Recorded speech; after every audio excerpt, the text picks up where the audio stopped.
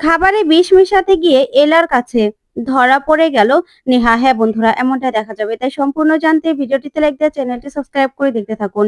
গল্পের শুরুতে দেখা যাবে গোরা শরবত খেতে থাকে আর বলে, খাবারটা যা হয়েছে না, খুব ভালো হয়েছে।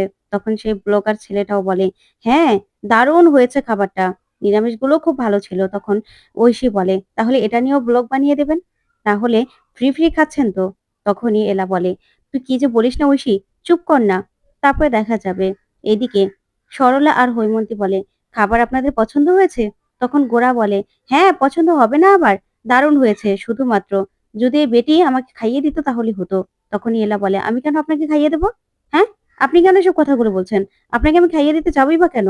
তখনই গোরা বলে, হ্যাঁ, খাইয়ে দিলে কি এমন ক্ষতি হতো বেটি, তুই এরকম কেন করছিস? তখনই এলা রিমোকে বলে, আচ্ছা রিমো, তোমার দাদাভাই কোথায়? তোমার দাদাভাইকে তো অনেকক্ষণ ধরে দেখছি না। তখন রিমু বলে, দাদাভাই, দাদাভাই তো একটা কাজে গেছে। তখন এলা বলে, এক্ষুনি ওনাকে ফোন করো, উনি কেন এখানে নেই? অনেকক্ষণ ধরে ওনাকে দেখছি না, ফোনটা আমাকে ধরিয়ে দাও তো, আমি ওনাকে জিজ্ঞাসা করব। তখনই গোরার ভীষণ লেগে যায়। তখন এলা বলে, কি ব্যাপার, আপনার ভীষণ লাগলো কেন? জল তো হাতেই আছে, জলটা খেয়ে নিন না, তাহলেই তো হয়ে যায়। আর রিমো, তুমি তোমার দাদাভাইকে ফোন করো। তখনই গোরা বলে, আপনার তোমার স্বামীকে তুমি খুব মিস করছো তাই না? তখন এলা বলে, আপনি কি করে জানলেন যে আমার স্বামীকে আমি মিস করছি? তখনই গোরা বলে, এই এত বয়স হয়ে গেছে আমার, আমি বুঝবো না? তখনই এলার মা এলাকে বলে, এলা কি করছিস? তখন এলা বলে, দেখো না কেমন গায়ে পড়ে যাচ্ছে, আমার না একদম বিরক্ত লাগছে। তখন এলার মা বলে, বয়স্ক মানুষ, তোকে মনে হয় মেয়ের মতোই দেখছে। ওইদিকে এলা মনে মনে বলে, কেন ওনার ছোঁয়াটা এত আমার চেনা লাগছে, কিছুই তো বুঝতে পারছি না। তখন গোরা এলা দিকে তাকিয়ে থাকে। অন্যদিকে নেহা দাঁড়িয়ে আছে। তখনই আলিয়া একটা ছেলেকে নিয়ে আসে আর এসেই বলে, ও তোমার সব কাজ করে দেবে নেহা। তখন নেহা বলে, বেশ, ওই এলাদের ওই বিজনেস সবকিছু বন্ধ করে দিতে হবে। এই বলে ছেলেটাকে টাকা দেয় আর বলে, তুমি পারবে তো? তখন ছেলেটা বলে, হ্যাঁ হ্যাঁ ম্যাডাম, আমি ঠিক পারবো, কিন্তু আমাকে বলতে হবে কি কি করতে হবে। তখন নেহা বলে, ওরা যেন ওই বিজনেসটা কিছুতে কন্টিনিউ করতে না পারে, এমন ভাবে বিজনেসটাকে ধূলিসাৎ করে দিতে হবে যাতে ওরা একদম মাঠে মারা যায়। ওদের এই ব্যবসা যেন দাঁড়াতে না পারে, একজনও যেন না আসে। তখন ছেলেটা বলে, হ্যাঁ হ্যাঁ ম্যাডাম, আপনি যা বলবেন আমি তাই করব, শুধুমাত্র কি করতে হবে বলুন। তখন নেহা বলে, এলা আমি আসছি। ওইদিকে এলা সবাইকে নেচে দেখাতে থাকে আর ব্লগার ছেলেটা সবকিছু ব্লগে তুলে ধরে। তখনই এলা নাচ দেখে সবাই তো ভীষণ খুশি হয়। ওইদিকে গোরা এক দৃষ্টিতে এলার দিকে তাকিয়ে থাকে আর মনে মনে বলে, আমি জানি এলা, আপনি আমাকেই খুঁজছেন, চারদিকে শুধু আমাকে খুঁজছেন, ভাবছেন এই বিপদে আপনাকে আমি একা ছেড়ে গেছি। না, আমি সবসময় আপনার পাশে আছি। এই গোরা সেন আপনাকে ছেড়ে কোথাও যাবে না। তারপরে দেখা যাবে নীরাকেও নাচতে নিয়ে আসে নিজের সঙ্গে এলা। তারপরেই নীরা আর এলা একসঙ্গে নাচ করতে থাকে। ওইদিকে গোরা স্বপ্নে দেখতে থাকে যে গোরা আর এলা একসঙ্গে নাচ করছে আর খুব ভালো টাইম স্পেন্ড করছে। তখনই দেখা যাবে গোরা স্বপ্ন থেকে বাস্তবে চলে আসে আর এইদিকে এলার আর নীরারও নাচ শেষ হয়ে যায়। তখন সবাই হাতে তালি দেয়।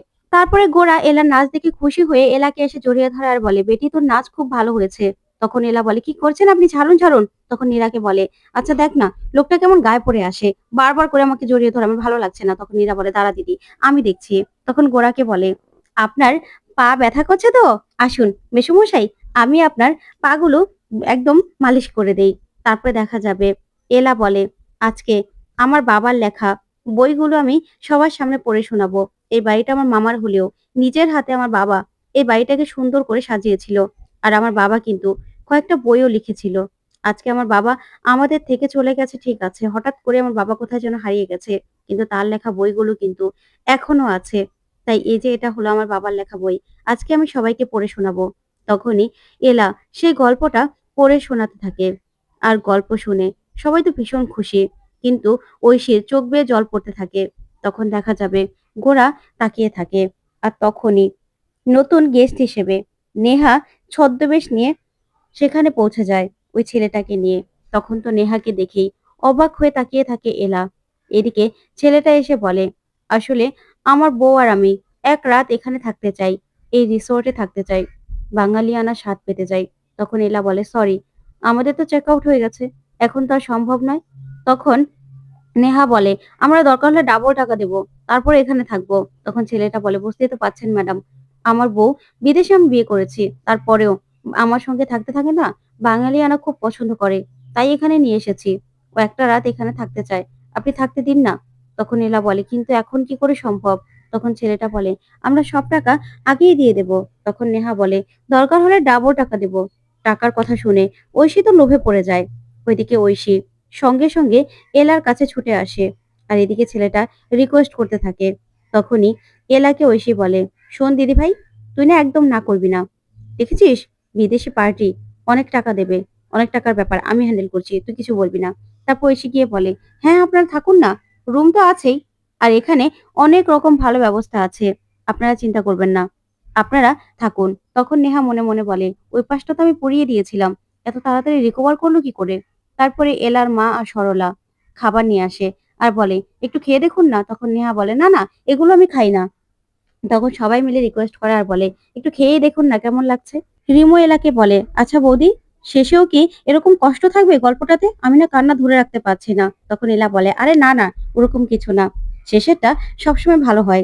তখন ছেলেটা বলে, ব্লগার ছেলেটা, দিদি তুমি গল্প পড়ো, আমি ভিডিও করছি। তখন এলা গল্প পড়তে থাকলেই নেহা প্রচন্ড রেগে যায় আর বলে, গল্পটা বন্ধ করতে বলেছি তো, আমি গল্প শুনবো না। তখন এলার মা বলে, এলা থাক না, ওনারা যখন শুনতে চাইছে না। তখনই নেহাকে ঐশী বলে, আচ্ছা ঠিক আছে, আপনারা চলুন, আপনাদেরকে আমি রুমে নিয়ে যাচ্ছি। ওইদিকে রিমো অবাক হয়ে যায় আর বলে, কেমন করলো বলুন তো, এমন করলো কেন? ওইদিকে গোড়ারও সন্দেহ হতে থাকে। তারপর দেখা যাবে সবাই একসঙ্গে খাবার খায়। এদিকে এলা সবার জন্য মামির বানানো স্পেশাল পান নিয়ে আসে। তখন ব্লগার ছেলেটা বলে, কি দারুণ পান দিদি, আমি কিন্তু আরেকটা খাবো। তখন এলা বলে, হ্যাঁ হ্যাঁ, আরেকটা তো দেবই। তারপরেই রিমো বলে, আচ্ছা ম্যাডাম, আপনি কি খাবেন, আপনার কেমন লাগলো? তখন নেহা বলে, হ্যাঁ ভালোই লেগেছে। তারপরেই গোরার জন্য শরবত নিয়ে আসে এলার মা। তখন এলা বলে, আমি দিয়ে আসছি ওনাকে শরবতটা, তোমরা এখানে যাও খাবারটা খেয়ে নাও। তারপর সেখান থেকে নেহা চলে যায়। আর এদিকে সবাই যখন সেই খাবার রান্নাঘরের ভিতর থেকে চলে যায়, তখনই নেহা আবার রান্নাঘরের ওখানে চলে আসে। ওইদিকে গোরা বলে, এত খাওয়া যায় নাকি, না ফ্রেশ হয়ে আসি। অন্যদিকে নেহা খাবারের মধ্যে ইঁদুর মারার ওষুধ মেশাতে থাকে আর বলে, এবার দেখি এলা, তোমার ব্যবসা তুমি কি করে করো, তোমরা সবাই পথে বসবে, জেলে যাবে তোমরা। দেখো না, তোমাদের এমন ব্যবস্থা করেছি না, ব্যবসা করা তো দূর, তোমরা না আর গড়াতে বাইরেই থাকতে পারবে না। দেখো তোমাদের কি অবস্থা হয়। ওইদিকে এলা যখন গোড়ার জন্য শরবত নিয়ে যায়, তখন তো গোড়া ফ্রেশ হয়ে আসলেই এলার দিকে তাকায় না। তখন এলা বলে, কি ব্যাপার মেসোমশাই, আপনি অন্যদিকে ঘুরে আছেন কেন? দেখি এদিকে ফিরুন, আপনার জন্য শরবত নিয়ে এসেছি। তখন গোরা বলে, না না, আমি এখন এদিকে ফিরতে পারবো না, কারণ তুমি তো আমাকে তাকিয়ে তাকিয়ে দেখবে। তখন এলা বলে, মোটেও না, আপনাকে তাকিয়ে তাকিয়ে আমি দেখতে যাবো কেন? তখন গোরা বলে, হ্যাঁ আমি তো বুঝতে পারছি বেটি, তুই আমাকে ঘুর ঘুর করে দেখছিস। তখন এলা চলে যেতে লাগলেই গোরা নিজের কাছে টেনে নেয় আর বলে, কোথায় যাচ্ছ বেটি? তখন এলা বলে, আপনি আমাকে এভাবে ধরলেন কেন? তারপরে এলা বুঝতে পেরে যায় যে এটা গোরা। তখন তো এলা গোরার দিকে তাকিয়ে থাকে। তো বন্ধুরা, কেমন লাগলো আজকের আপডেট, কমেন্ট করে জানাও। ধন্যবাদ।